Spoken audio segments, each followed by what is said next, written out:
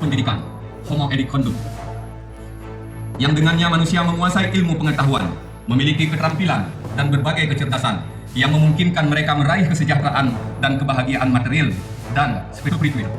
Dalam konteks kebangsaan, pendidikan adalah sarana mobilitas sosial politik yang secara vertikal mengangkat harkat dan martabat bangsa. Karena itu, sangat tepat ketika Presiden Prabowo menempatkan pendidikan sebagai prioritas. Sebagaimana disebutkan dalam Asta Cita keempat, Presiden Prabowo berkomitmen membangun sumber daya manusia yang kuat sebagai aktor dan agen perubahan yang mengantarkan Indonesia menjadi bangsa dan negara yang adil dan makmur. Melalui pendidikan, Presiden Prabowo berkomitmen memutus mata rantai kemiskinan. Presiden bertekad memajukan pendidikan melalui revitalisasi sarana dan prasarana pendidikan, pembelajaran digital, dan peningkatan kualitas.